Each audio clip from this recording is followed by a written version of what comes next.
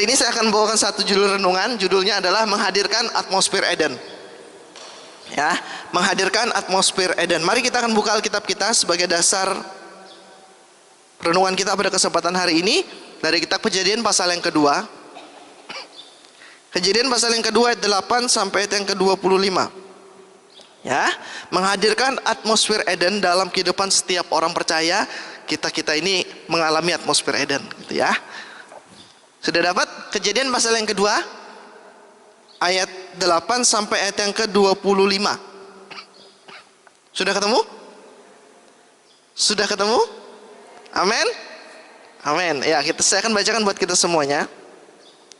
Selanjutnya Tuhan Allah membuat taman di Eden di sebelah timur. Disitulah ditempatkannya manusia yang dibentuknya itu. Lalu Tuhan Allah menumbuhkan berbagai-bagai pohon dari bumi yang menarik dan yang baik untuk dimakan buahnya, dan pohon kehidupan di tengah-tengah taman itu, serta pohon pengetahuan tentang yang baik dan yang jahat. Ada suatu sungai mengalir dari Eden untuk membasahi taman itu, dan dari situ sungai itu terbagi menjadi 4 cabang. Yang pertama namanya Pison, yakni yang mengalir mengelilingi seluruh tanah Hawila, tempat emas ada. Dan emas dari negeri itu baik. Di sana ada damar, berdolah, dan batu krisopras. Nama sungai yang kedua ialah Gihon, yakni yang mengalir mengelilingi seluruh tanah Kus. Nama sungai yang ketiga ialah Tigris, yakni yang mengalir di sebelah timur Asyur. Dan sungai keempat ialah Efrat. Tuhan Allah mengambil manusia itu dan menempatkan dalam taman Eden untuk mengusahakan dan memelihara taman itu. Lalu Tuhan Allah memberikan perintah ini kepada manusia: semua pohon dalam taman ini boleh kau makan buahnya dengan bebas, tetapi pohon pengetahuan tentang yang baik dan yang jahat itu janganlah kau makan buahnya, sebab pada hari engkau memakannya, pastilah engkau mati. Tuhan Allah berfirman, tidak baik kalau manusia itu seorang diri saja. Aku akan menjadikan penolong baginya yang sepadan dengan dia. Lalu Tuhan Allah membentuk dari tanah segala binatang hutan dan dari segala burung di udara. Dibawanyalah semuanya itu kepada manusia itu untuk melihat bagaimana ia menamainya.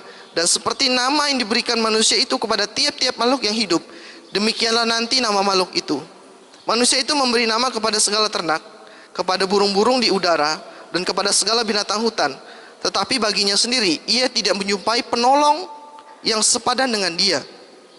Lalu Tuhan Allah membuat manusia itu tidur nyenyak. Ketika ia tidur, Tuhan Allah mengambil salah satu rusuk daripadanya, lalu menutup tempat itu dengan daging. Dan dari rusuk yang diambil Tuhan Allah dari manusia itu, dibangunnyalah seorang perempuan, lalu dibawanya kepada manusia itu.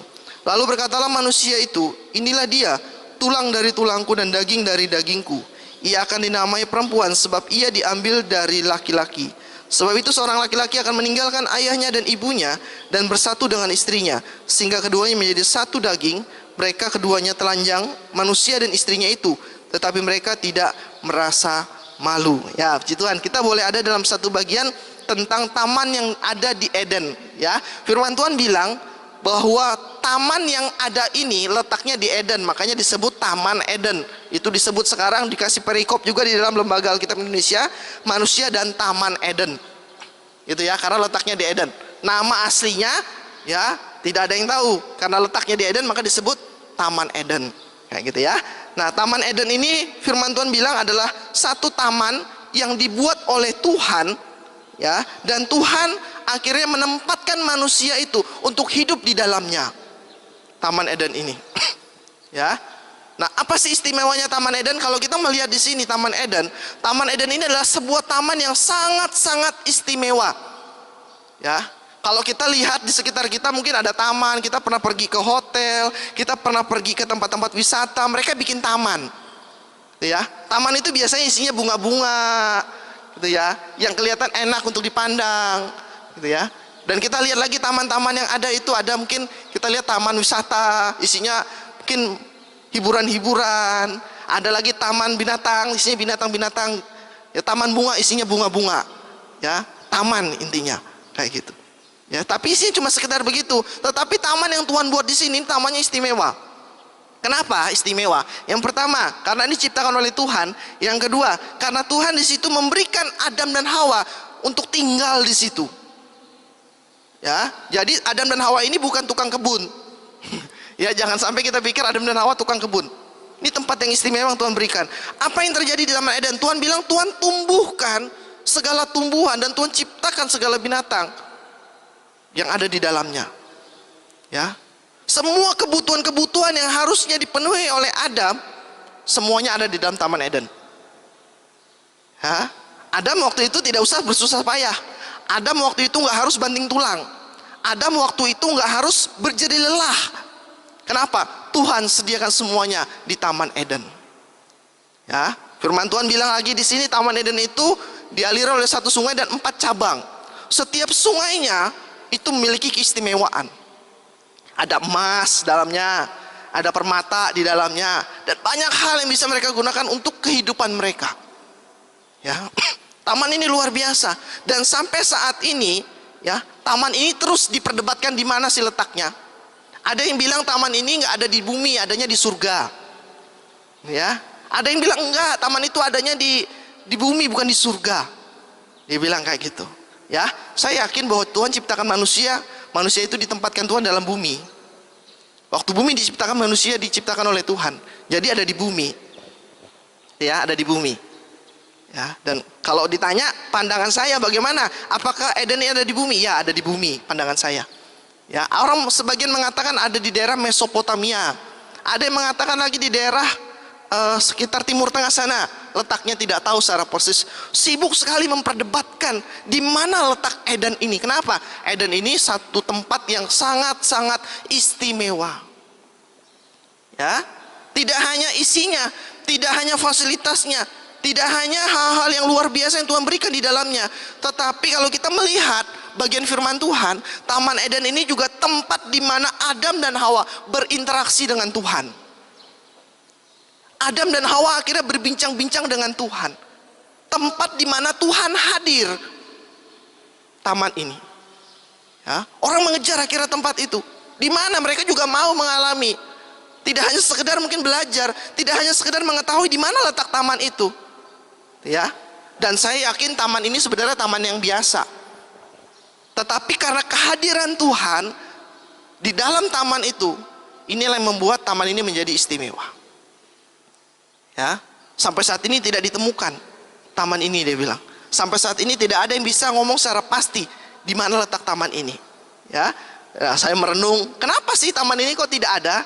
Kok taman ini tidak ada lagi ditunjukkan di sini loh, dikelola?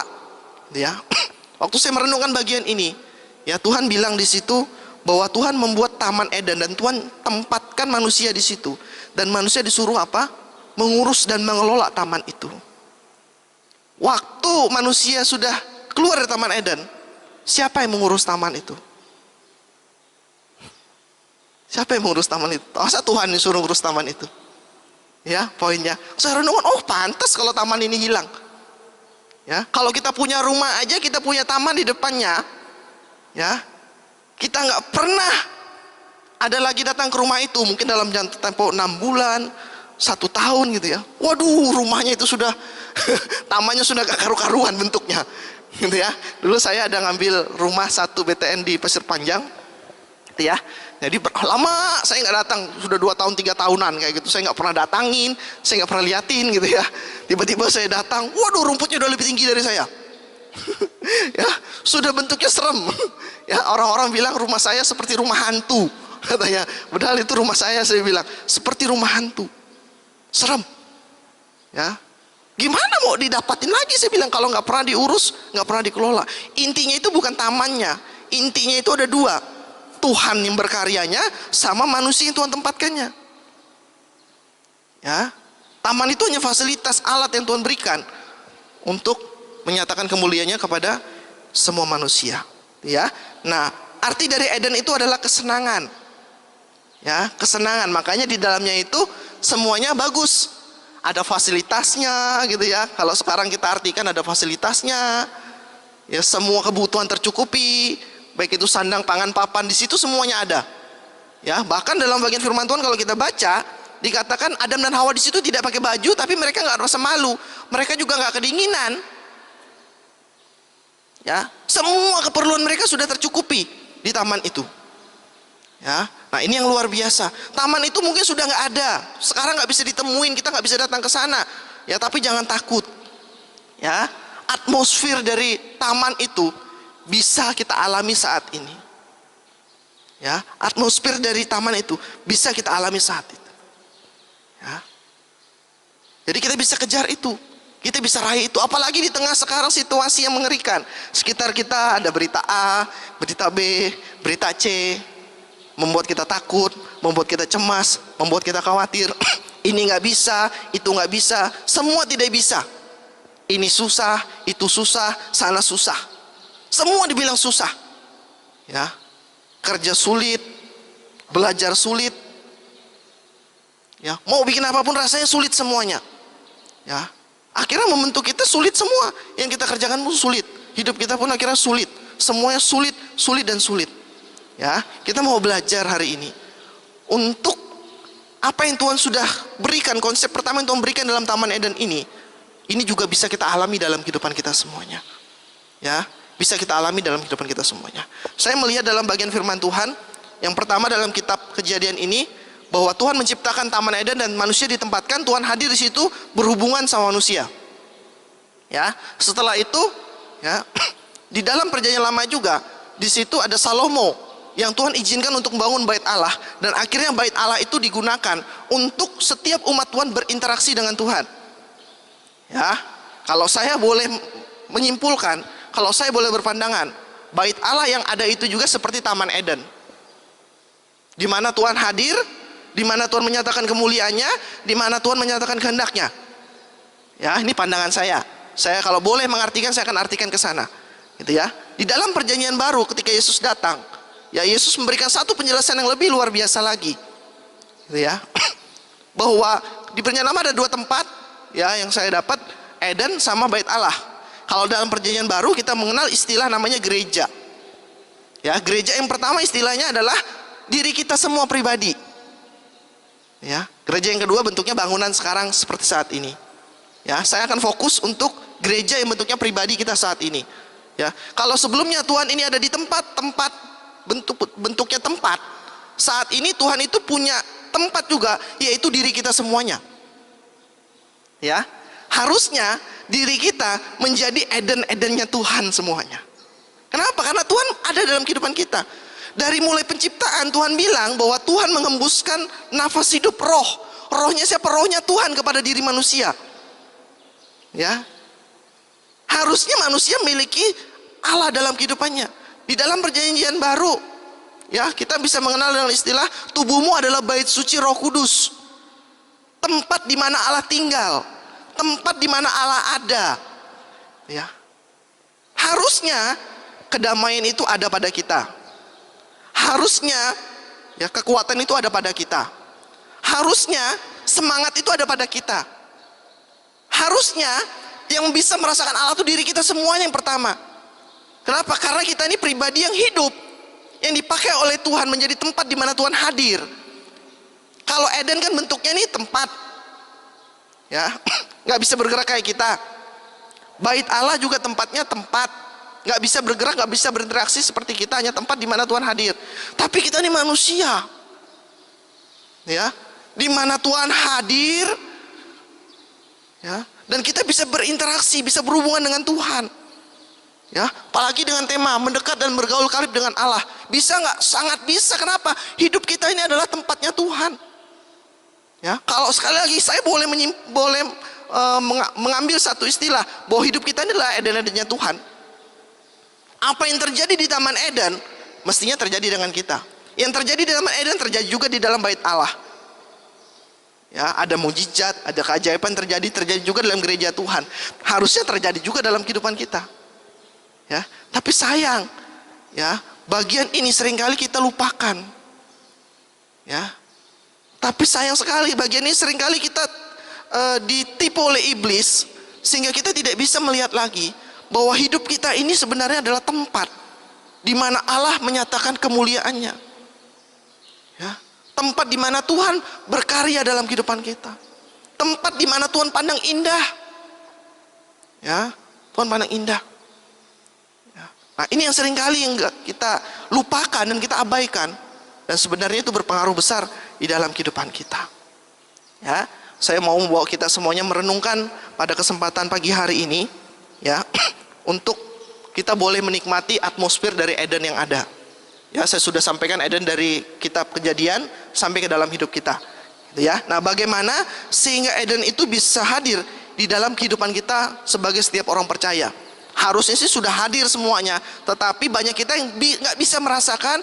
Bagaimana, banyak di antara kita yang nggak tahu ini benar atau tidak. Banyak kita yang masih penasaran, ya, saya ini tahu nggak ya ini bahwa ini hadirat Tuhan? Saya ini tahu nggak ya ini bahwa ini adalah pekerjaan Tuhan? Bahkan banyak orang yang akhirnya bilang itu bukan pekerjaan Tuhan, itu pekerjaan setan. Ya, akhirnya banyak mencibir dan tidak mendapatkan apa-apa. Nah, kita mau hari ini hidup kita disertai oleh Tuhan, hidup kita dipimpin oleh Tuhan, dan hidup kita diberkati oleh Tuhan. Ya, nah apa sekarang yang membuat kita sehingga kita bisa hidup merasakan Eden di dalam kehidupan kita? Yang pertama, dari bacaan Alkitab ini saya mendapatkan ada 3 hal. Bisa, Fer? Turunkan, Fer. Tolong, Fer. Bisa? Slide-nya?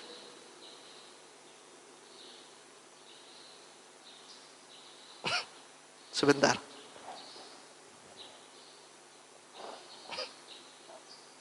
Nggak bisa? Hah? Nggak bisa, ya. Jadi dia nggak bisa. Kalau sudah saya kontrol begini, dia dimainkan komputernya, jadi nggak bisa dikontrol lagi. Ya. Nah, bagaimana sehingga kita bisa menghadirkan, gitu ya, atmosfer Eden dalam kehidupan kita? Yang pertama, kita harus menyadari bahwa hidup kita adalah pembawa atmosfernya Tuhan. Ya, kita harus sadari itu. Kalau kita nih orang percaya, kita nih pembawa atmosfernya Eden, pembawa atmosfernya Tuhan. Karena kita diciptakan dari Tuhan, segambar serupa dengan Tuhan, dan nafas Tuhan yang dihembuskan kepada kita, rohnya Tuhan yang diberikan kepada kita. Harusnya ketika kita hidup, ya, hadirat Allah itu menyertai kita, kekuatan Allah itu menyertai kita. Kita bukan hidup karena sabotasenya iblis. Waktu Tuhan ciptakan manusia, tiba-tiba iblis yang niup. Wah, makanya jadinya iblis kayak gitu ya. Bentuknya manusia, bukan. Sudah jelas sekali Tuhan bilang bahwa manusia itu diciptakan menurut gambar rupa Tuhan dan dihembusi nafas, diberikan nafas oleh Tuhan. Punya sifat-sifat seperti Tuhan manusia itu. Istimewa, khusus. Ya. Sehingga kita sekarang harus menggali. Kita harus sadari itu bahwa kita ini bukan pribadi-pribadi yang sembarangan. Kita istimewa. Kita harusnya menjadi berkat, menjadi dampak. Orang-orang bisa melihat Kristus dalam kehidupan kita semua. Ya, ada keberanian yang kita muncul. Kenapa? Karena kita belajar. Karena kita mengerti tentang Tuhan kita. Siapa Bapak kita? Ya, siapa Bapak kita? Jadi kita bisa mempercayai, kita bisa yakin. Sungguh-sungguh percaya. Saya punya anak, dia Farel. Saya dulu cuma dengar kata, kalau anak itu percaya kepada orang tua. Ya, karena saya belum punya anak. Tetapi kalau pas saya punya anak, saya coba anak saya. Ya, anak saya ada di dalam satu ketinggian, saya suruh lompat, saya akan tangkap dia kalau dia lompat. Ya, saya bilang kayak gitu. Main sih, gitu ya, main. Saya bilang, ayo nak, coba, papa tangkap, lompat, tinggi, gitu ya. Dia mulai ragu, mulai takut, gitu ya, mulai maju mundur, mandi mundur, gitu ya. Ya, akhirnya apa yang terjadi? Dia lompat dan dia tangkap saya. Ya, saya ngapain? Saya tangkap dia. Saya nggak mau anak saya terluka. Saya nggak mau anak saya sedih. Ya, kita punya Tuhan yang kita yakini bahwa Dia adalah Allah yang mengasihi kita, bahwa Dia adalah Allah pemberi kehidupan kita, bahwa Dia adalah Allah yang bertanggung jawab atas kehidupan kita. Apakah kita sudah sungguh-sungguh yakini sehingga kita mendapatkan kekuatan dari keyakinan kita? Apakah kita sudah sungguh-sungguh ambil bagian itu sehingga hidup kita bertumbuh semakin hari semakin kuat di dalamnya? Ya, dan kita bisa menyatakan benar, kita bersuka cita, kita kuat, ya, kita sanggup untuk menjalaninya bersama dengan Tuhan. Badai boleh datang, ya, masalah boleh terjadi, tapi saya punya Tuhan yang memberikan penghiburan bagi saya. Mestinya ini yang kita pegang. Ya, satu bagian dari saya kaum muda sampai sekarang, saya nggak pernah lupakan bagian ini waktu kami pergi untuk pergi pelayanan ke pedesaan. Ya, waktu itu saya ada Kak Randy sama Pak Sianto berangkat ya ke pedalaman untuk pelayanan. Kaum masih muda, tapi saya nggak pernah lupakan bagian itu. Ya, kami pergi pelayanan. Ya, kami mau pergi ke satu tempat lagi. Ternyata saya sama Kak Randy mengalami satu musibah, insiden. Ya, lihat bukitnya nggak kelihatan, terjun dari bukit, bang, jatuh, stang motornya patah. Ya, stang motornya patah. Jadi akhirnya kami cari kampung terdekat, kami ikat gitu ya. Si Randy pegang gas di belakang, dia pegang stang, saya pegang gas di belakang sama Gigi. Oh, semuanya pada pergi tinggalin kami gitu ya. Menyedihkan ya. Rasanya nggak enak gitu ya. Karena harus semuanya dua-duanya susah. Harus kerja sama. Karena cuma diikat pakai kayu doang untuk datang ke bengkel terdekat untuk memperbaiki sepeda motor itu. Ya, sedangkan tim yang lain naik mobil pergi sama Pak Suyanto dan beberapa motor juga yang pergi duluan. Karena nggak bisa nungguin kami di situ. Ya. Di perjalanan cuma bisa bilang nyanyi sekolah minggu, susahkah kita? Oh tidak, padahal susah gitu ya. Susahkah kita? Oh tidak gitu ya. Nyanyi cuma kayak gitu doang, padahal susah tuh. Tapi kita bilang kalau kita lebih menggerutu, kita nggak akan pernah sampai. Ya, kesel nggak hati? Secara manusia keselnya minta ampun. Ya, karena semua ditinggal. Waktu kami sampai ke lokasi, orang-orang sudah pergi ke rumah, satu rumah, sudah mandi, sudah makan dan lain sebagainya, sedangkan kami kedinginan. Ya, teriak-teriak di sungai nggak ada yang jemput, gitu ya, karena mereka harus nyebrang. Ya, aduh rasanya nggak adil. Sudah ada yang mau lepas baju mau nyebrang, sungainya itu ya lebar gitu sungainya. Ya, mau nyebrang, jangan, dia bilang jangan nyebrang, teriak, woi, udah kayak Tarsan, gitu ya, udah kayak Tarsan kita teriak-teriak, gitu. Oke, udah, akhirnya nggak berapa lama, sudah agak jam 6 lebih, udah agak gelap, dijemputlah kami datang. Kesel nih, dalam hati kami semua sudah bilang kalau ada yang tanya nih kita damprat, ya masa nih kayak gini sih, gitu ya. Dan puji Tuhannya waktu kami turun, orang yang pertama kami temui adalah Om Sianto. Ya, Om Sianto. Gitu. Waktu kami ketemu Om Sianto, ya, Om Sianto cuma bilang, puji Tuhan sudah sampai. Nggak ada lagi ngomong mau didamprat. Semuanya tahan diri ketawa waktu kami mandi ke sungai. Semuanya bilang karena kalimat puji Tuhannya Pak Suyanto, semua kita jadi tenang dan damai. Kita bisa lanjutkan perjalanan kita. Bagian itu saya nggak akan pernah lupakan sampai sekarang. Ya, bagian itu nggak akan pernah saya lupakan sampai sekarang. Ya. Baik dalam suka saya, dalam sedih saya mau belajar, saya bilang, kalau Pak Suyanto waktu itu bisa ngomong puji Tuhan, dan itu membawa damai. Kenapa saya sekarang belajar tentang Tuhan? Saya yang dikuatkan oleh firman Tuhan. Saya yang sudah dididik berdasarkan firman Tuhan sekian lama. Saya nggak bisa juga berkata seperti itu. Apalagi mungkin saya hamba Tuhan, saya bilang. Saya harus bisa berkata puji Tuhan. Saya bersyukur dengan apa yang Tuhan kerjakan dalam kehidupan saya. Saya bilang, kenapa? Karena saya ini mau dampak. Karena saya dipilih Tuhan, ya, sebagai mitranya Tuhan di dalam dunia ini. Ya, saya ini pembawa atmosfernya Tuhan. Kalau kita ikuti firman Tuhan, kalau kita belajar firman Tuhan, kalau kita sungguh-sungguh terapkan firman Tuhan, dimanapun kita berada, hadirat Tuhan akan ada juga dalam kehidupan kita. Kenapa yang kita bawa firman Tuhan? Ya. Di dalam firman Tuhan ada Tuhan yang bekerja dalam kehidupan kita. Di rumah kalau kita pegang firman Tuhan, kita akan menjadi mitra Tuhan. Hadirat Tuhan akan jadi. Taman Eden mah lewat, lebih dari Taman Eden. Surga mungkin yang terjadi. Gitu ya. Oh, nggak mungkin surga terjadi di rumah saya. Oh, Tuhan ajaran kita untuk berdoa. Bapa kami yang di surga, dikuduskanlah namamu, datanglah kerajaanmu di bumi seperti di surga. Nggak persis-persis amat sih 100%. Ya. Tapi bisa nggak terjadi? Bisa. Ketika kita menyadari hidup kita ini dipilih oleh Tuhan, ya, untuk menjadi dampak, menjadi atmosfer yang berpengaruh bagi orang-orang sekitar kita.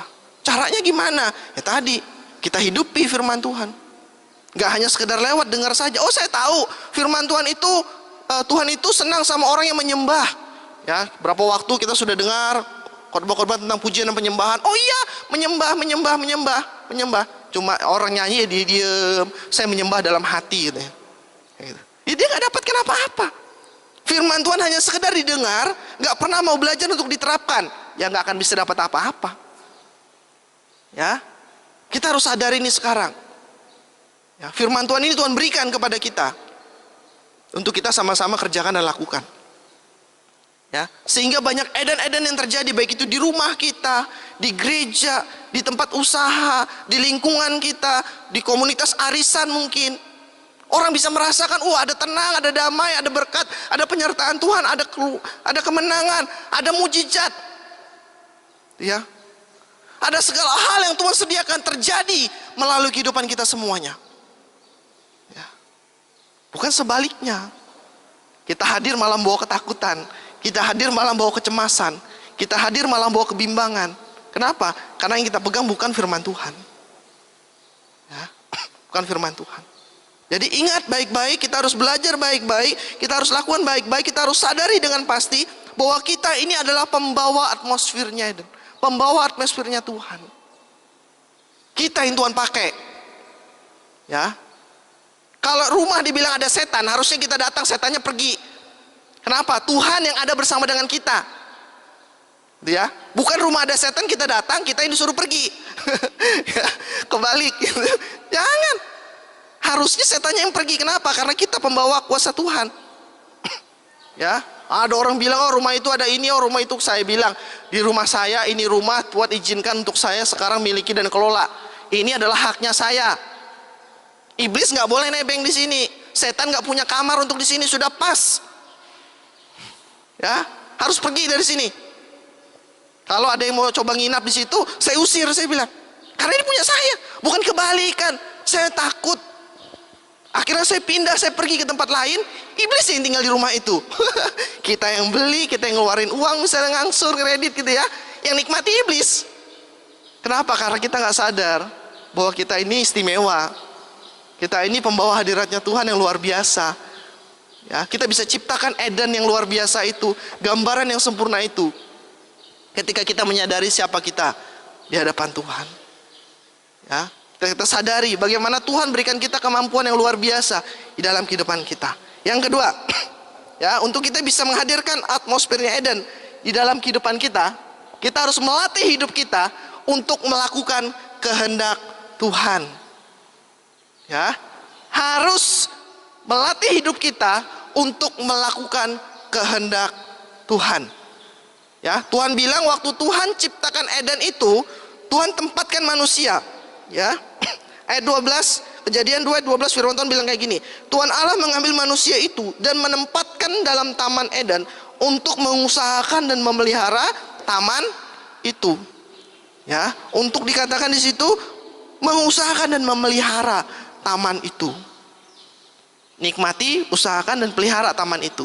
Saya mengambil istilah di sini mengusahakan dan memeliharanya dengan saya ganti dengan satu kata, yaitu melatih. Ya, melatih di situ. Ya, bukan hanya diam yang dikerjakan, tapi ada yang dilatih dikerjakan. Oh, dia lihat waktu dilatih nih, suruh ngasih nama binatang. Oh, dia lihat dia sendirian, dia sepi, disebutkan A, B binatangnya. Dia bilang burung lah, ternak, binatang hutan disebutkan semua. Aduh, manusia akhirnya bilang nggak ada nih yang cocok. Ya, akhirnya Tuhan baru ciptakan lagi seorang perempuan bagi Adam, manusia yang pertama tadi. Tapi harus latihan dulu dia. Dia harus bisa bedakan di situ tuh, harus tahu dia, harus ada latihan yang harus dia kerjakan. Harus diusahakan dan dikelola, Tuhan bilang. Sebuah bentuk latihan proses yang harus dijalani oleh setiap kita anak-anak Tuhan. Ya, seringkali dalam kata melatih di sini, ya, melatih itu nggak enak. Melatih itu sesuatu yang sulit. Kelihatannya aja hasilnya tuh gampang, hasilnya itu memuaskan, tapi prosesnya itu sulitnya minta ampun. Ya, orang mau latihan jadi atlet, ya nggak bisa latihannya hanya sekedar 1 jam, setengah jam selesai, nggak bisa. Ya, perlu dikarantina, perlu diproses. Ya, belum lama Agustus, ya, untuk jadi paskibraka pengibar bendera, itu nggak tiba-tiba, wah besok udah mau 17 Agustus tiba-tiba ayo jalan, thread. Oh enggak. Dilatih. Yang ngelatih siapa?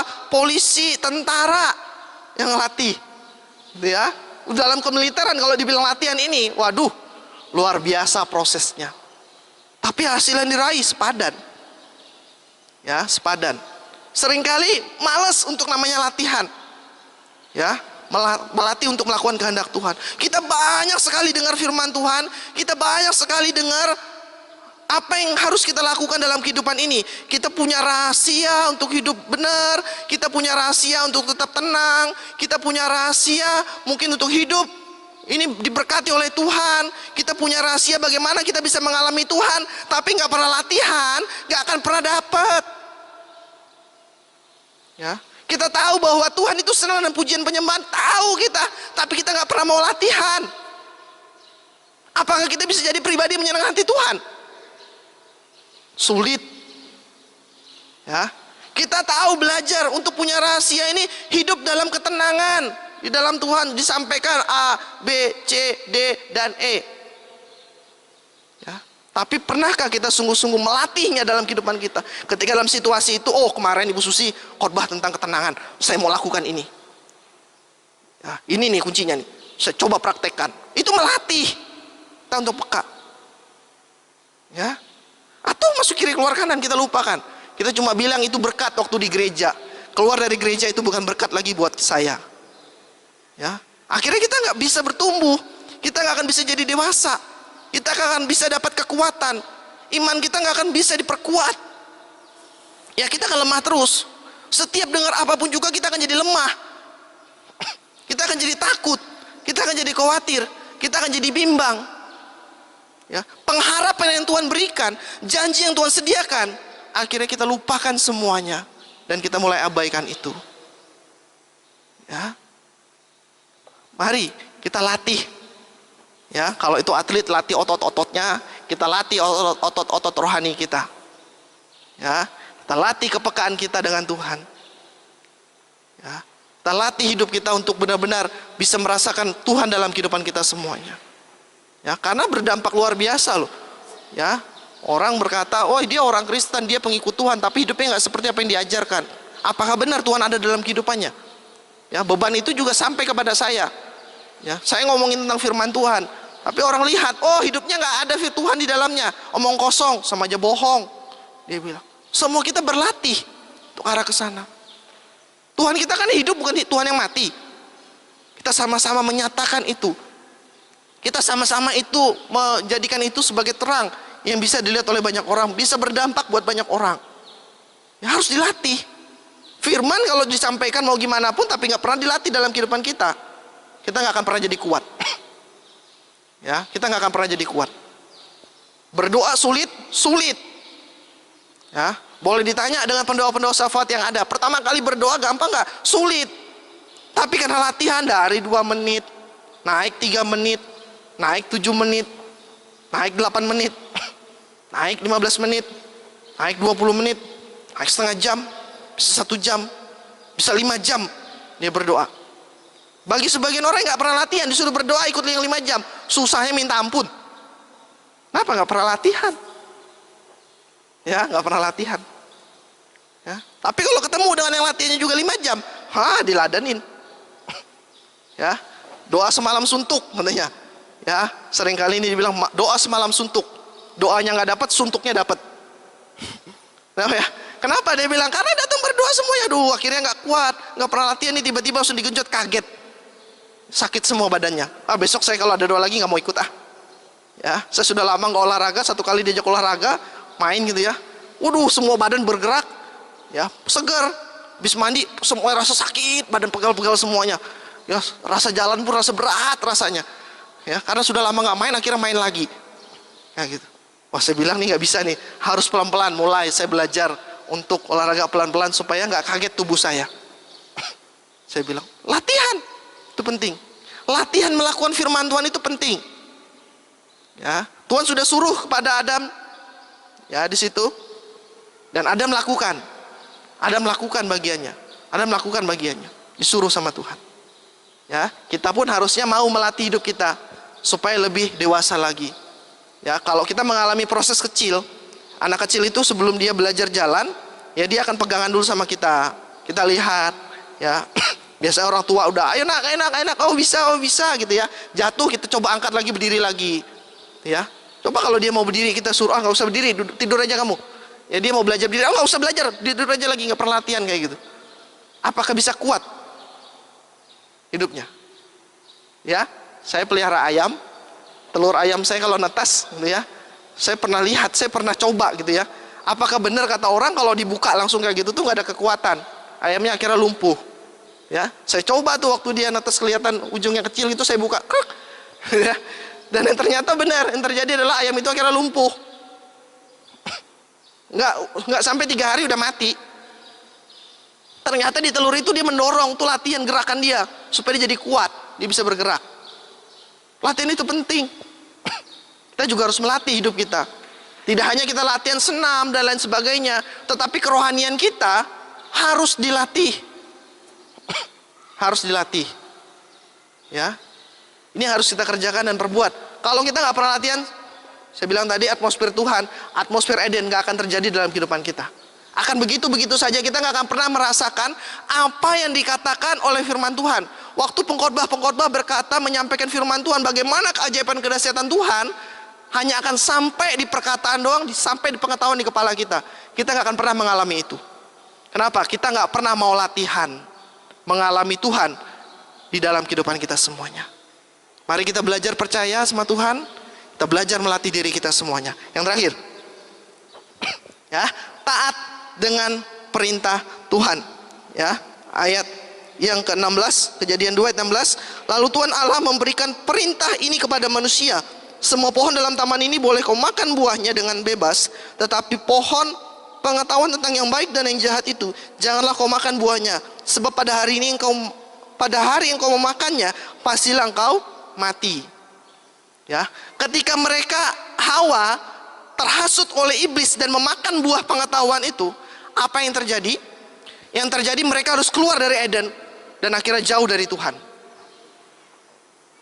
Ya, ketika mereka tidak taat lagi dengan perintah Tuhan, ya, mereka tahu itu bahwa Tuhan larang untuk tidak dilakukan, masih dilakukan juga. Ini namanya tidak taat. Tuhan akhirnya bilang mereka dihukum dan keluar. Ya, yang bisa dilakukan oleh Adam dan Hawa apa? Salah-salahan. Ini Tuhan gara-gara perempuan ini. Kata perempuannya, ini gara-gara ular nih Tuhan. Ya. Salah-salahan yang ada. Tapi Tuhan gak pandang itu. Tuhan bilang mereka keluar dari Taman Eden. Mereka gak bisa lagi hidup di taman itu karena ketidaktaatan mereka kepada Tuhan. Tuhan gak pernah main-main dengan hidup kita. Ya, Tuhan tahu ketika Tuhan ciptakan kita istimewa, Tuhan ciptakan kita berharga. Tuhan ciptakan kita dengan segala hal yang baik, segala hal yang menyenangkan, segala hal yang tidak dimiliki oleh ciptaan yang lain. Tuhan tahu itu, Tuhan fasilitasi kita semuanya. Dan kita pun ada tanggung jawab kita, ya, yaitu tidak main-main dengan ketaatan Tuhan, tidak main-main dengan perintah Tuhan, tidak mencoba untuk merendahkan apa yang Tuhan perintahkan, apapun itu alasannya. Taat adalah harga mati. Gak bisa ditawar-tawar, gak bisa dinegosiasi, gak bisa didiskon 1% pun. Ketaatan itu harus kita lakukan. Ya, ketaatan kepada perintah Tuhan. Kehilangan mereka hal itu. Ya, setiap bagian firman Tuhan di mana Tuhan hadir, ketika orang tidak taat, ya, Tuhan tidak berkenan terhadap orang itu. Di dalam perjanjian lama, konsep tentang bait Allah di mana orang harus hadir, imam harus hadir, masuk bawa persembahan di situ. Kalau imamnya ini nggak benar, kalau dia bawanya nggak benar, hidupnya nggak benar, dia mati. Ya, kenapa? Nggak hidup dalam ketaatan, nggak mau sungguh-sungguh persiapan hidupnya. Di dalam perjanjian baru kita kenal dengan istilah kasih karunia, tapi bukan berarti melanggar ketaatan Tuhan. Kita bukan melanggar nih kehendak Tuhan. Apa yang Tuhan perintahkan bukan berarti kita suka langgar, bukan. Tapi kita belajar untuk mengerjakan apa yang menjadi perintah Tuhan dalam kehidupan kita semuanya. Taat. Ya. Ketika taat itu terjadi, kita bisa melihat, ya, berapa banyak anak-anak Tuhan di dalam bagian firman Tuhan dari kitab Kejadian sampai kitab Wahyu. Kita boleh lihat, ketika setiap anak-anak Tuhan itu taat, Tuhan hadir, Tuhan menolong, Tuhan menyertai, Tuhan memberikan kekuatan dan jalan keluar bagi setiap anak-anak Tuhan. Ya, tapi ketika mulai melenceng, mulai melanggar, mulai seenaknya, ya, banyak akibat buruk yang kita bisa lihat di dalam bagian firman Tuhan. Kita sekarang dikasih sodoran karena kita hidup dalam anugerah. Maukah kita hidup dalam ketaatan, hidup dalam setiap hal yang Tuhan sediakan bagi kita, atau kita hidup dalam ketidaktaatan? Hidup kita tidak mengalami apa-apa, kerohanian kita nggak bertumbuh juga, kita nggak tahu juga Tuhan itu benar atau nggak adanya, rasanya hampa, rasanya kosong, ya. Apa yang disampaikan juga cuma rasa disampaikan doang. Bilang dekat dengan Tuhan pun kita nggak dekat-dekatnya sama Tuhan, nggak ada sama sekali yang kita rasakan.